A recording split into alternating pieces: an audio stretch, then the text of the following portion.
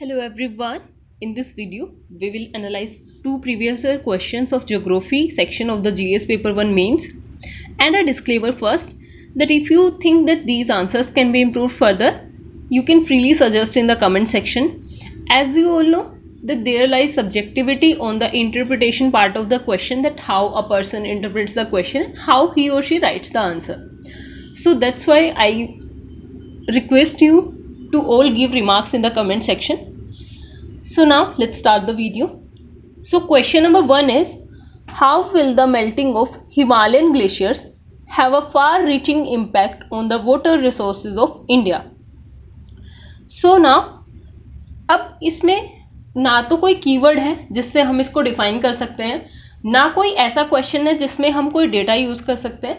तो ऐसे आंसर्स में हमें इंट्रोडक्शन जस्ट लाइक अ फ्लावरी लैंग्वेज, थोड़ा सा जो इशू जिस पे हमें बात करनी है आंसर पे, उसको हम थोड़ा सा हाईलाइट करके बताएंगे that what is the importance of that thing which is asked in the question. So here Himalayan glaciers. The Himalayan glaciers are the linchpins of the river systems feeding the subcontinent.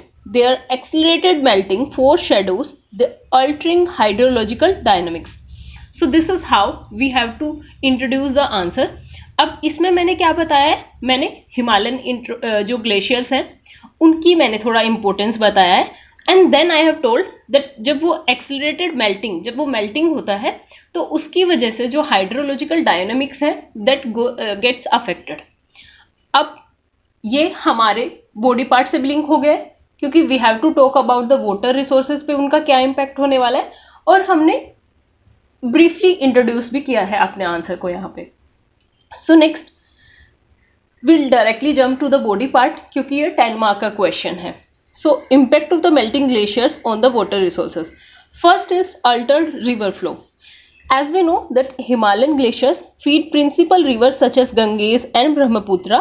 Their accelerated melt can cause altered river flow and flooding the embankments.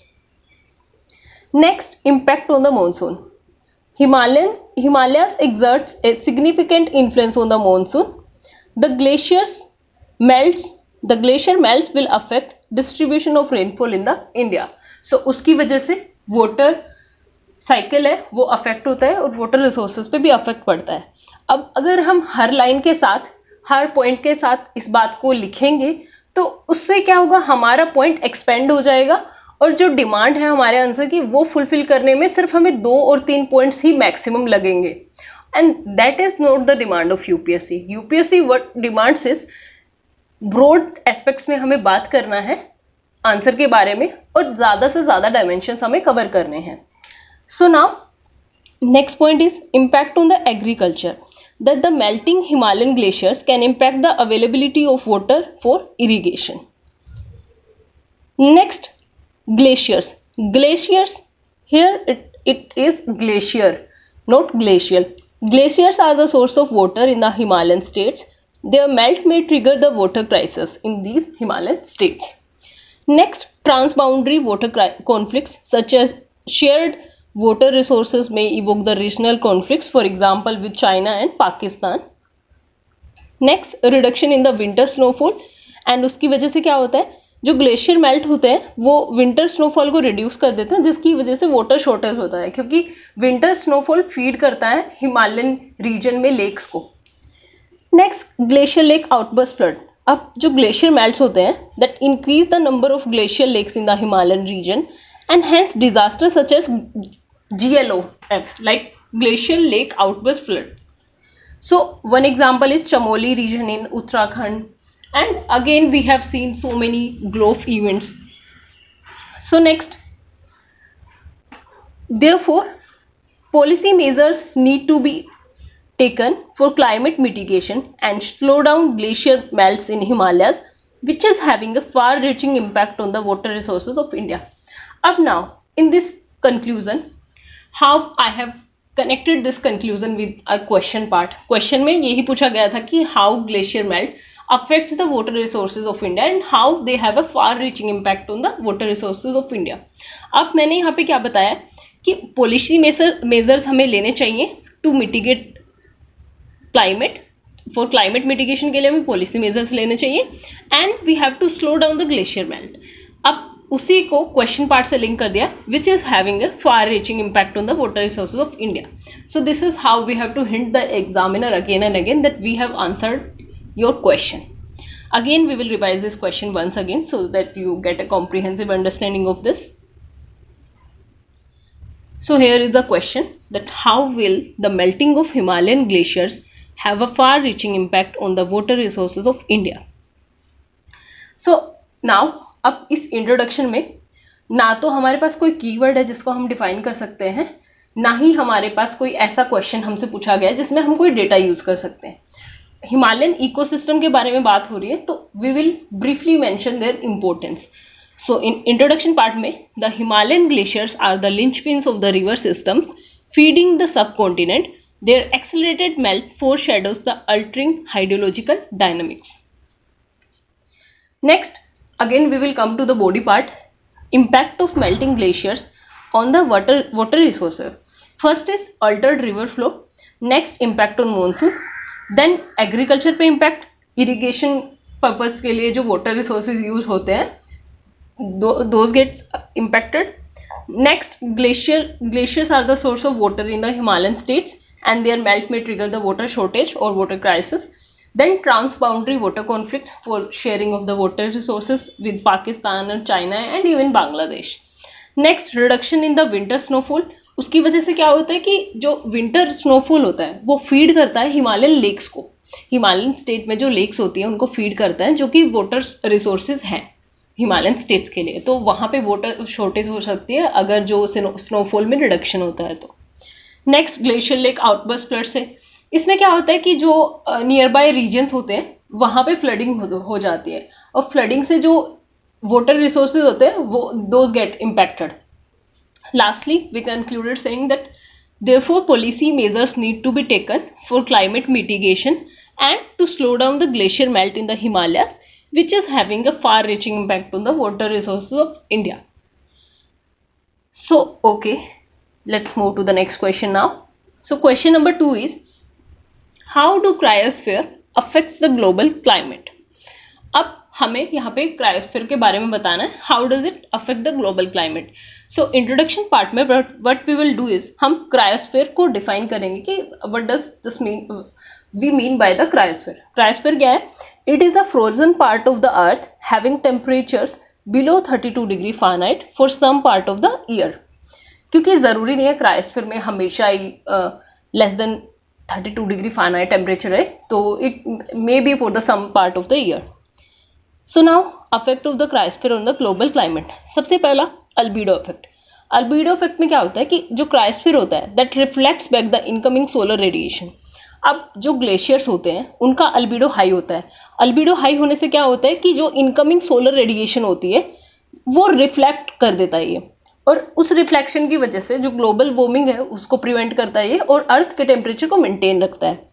लेकिन क्या होता है कि shrinking cryosphere lowers down the albedo effect contributing to the global warming। अब जब ये glacier melt करते हैं तो जो लोअर लाइंग जो लैंड पार्ट होता है that gets expose to the sunlight. अब ये डार्क पार्ट है जो सनलाइट से एक्सपोज करता है तो ये एब्जॉर्ब करता है सनलाइट को और रेडिएशंस को, तो उसकी वजह से क्या होता है ग्लोबल वार्मिंग होती है। So this is how we can mention this point. Next sea level rise. Sea level rise कैसे? Melting of glaciers contributes to the sea level rise for and leads to the coastal inundation. अब इसका coastal areas पे भी affect हमने बताया है। Next ocean circulation. The influx of the fresh water from the melting ice can disturb the global थर्मोहेलाइन circulation impacting the heat distribution. अब ये सबको पता है ये ओशन सर्कुलेशन कैसे होता है। लाइक जो अटलांटिक एरिया में अगर हम देखें तो जो ओशन करंट्स का सर्कुलेशन होता है in the form of a gyre, तो उसको बोलते हैं ग्लोबल थर्मोहेलाइन सर्कुलेशन, जिसकी वजह से हीट डिस्ट्रीब्यूशन होता है। जो यहाँ से इक्वेटर एरिया से वार्मर जो ओशन करंट्स होते हैं उनके थ्रू जो वार्म वाटर है वो इधर पोलवर्ड्स जाता है एंड यहाँ से पोल से जो कोल्ड करंट होता है वो इक्वेटर की तरफ मूव करता है। उसकी वजह से ये जो ग्लोबल थर्मोहेलाइन सर्कुलेशन इसको बोलते हैं हम। एंड अब ये अगर डिस्टर्ब हो जाएगा तो उसकी वजह से हीट डिस्ट्रीब्यूशन में भी इम्पैक्ट पड़ेगा। Next, thawing of the permafrost. अब इसमें क्या है, the permanently frozen ice thawing in the high altitude regions may result greenhouse gases amplifying global warming, for example methane and carbon dioxide. So next, again I will say, जो permafrost होती है, permafrost क्या होती है कि जो regions में frozen जो आइस होती है, अगर वो फ्रोजन आइस मेल्ट करेगी तो उसकी वजह से जो यहाँ पे कार्बन सिक्वेस्ट्रेशन जो अर्लियर एजेस में हुआ था, तो वो यहाँ से मीथेन और कार्बन डाइऑक्साइड रिलीज होगी अगर परमाफ्रोस्ट था करता है। Next, changes in the weather patterns. For example, Arctic sea ice melt can alter the jet stream, leading to the shift in the weather patterns. अब jet stream हमें पता है, jet stream अगर they get impacted, उसकी वजह से weather pattern impact होता है, और Arctic sea amplification, Arctic sea ice amplification भी एक concept है इसी से related. Next, global climate regulation. Cryosphere, being part of the Earth's complex climate system, regulates heat exchange between the atmosphere and the polar regions. Though it is a point, you will see that it is a repeated point, but it is not repeated point. वो ocean circulation से related था और ये atmosphere से related point है. Next, conclusion part. Therefore, considering the immense significance of the cryosphere on the Earth's climate, there is a need to preserve it from shrinking further. So this is how we can answer this question. Again we will revise this answer once again. So this was the question, how does the cryosphere affect the global climate? Then we started with that cryosphere is the frozen part of the earth having temperature below 32°F for some part of the year. Then we directly came to the body part कि उसका affect क्या है global climate पे। पहला अल्बीडो affect, अभी अगर ये जो ग्लेशियर मेल्ट होगा उसकी वजह से अल्बीडो अफेक्ट रिड्यूस हो जाएगा एंड ग्लोबल वार्मिंग में कंट्रीब्यूट करेगा वो। नेक्स्ट, सी लेवल राइज की वजह से कोस्टल इनंडेशन होगा। ग्लोबल ये जो ओशन सर्कुलेशन होता है उसकी वजह से जो ग्लोबल थर्मोहेलाइन सर्कुलेशन है वो इम्पैक्ट होगा, और जो हीट डिस्ट्रीब्यूशन होता है अमंग द ओशन वाटर वो इम्पैक्ट होगा। नेक्स्ट, थाइंग ऑफ पर्माफ्रोस्ट की वजह से मीथेन और कार्बन डाइऑक्साइड जैसी ग्रीन हाउस गैसेस रिलीज होंगी, जिसकी वजह से और ज़्यादा ग्लोबल वार्मिंग बढ़ेगा। नेक्स्ट, वेदर पैटर्न में चेंज कैसे होंगे, अगर जो आर्कटिक सी आइस मेल्ट अगर करती है उसकी वजह से जेट स्ट्रीम इम्पैक्ट होती है, और जो पोलर वर्टेक्स होता है लो होता है उसकी वजह से स्फीयर वेदर कंडीशंस प्रिवेल करती है। ग्लोबल क्लाइमेट रेगुलेशन, अब इसमें क्या होता है कि ये जो क्रायोस्फीयर होता है ये अर्थ के कॉम्प्लेक्स क्लाइमेट सिस्टम का पार्ट है, और ये रेगुलेट करता है हीट एक्सचेंज को between the atmosphere and the polar regions. So lastly we concluded saying that therefore, considering the immense significance of the cryosphere on the Earth's climate, there is a need to preserve it from shrinking further. So this is how we can write these answers. I hope you liked the video.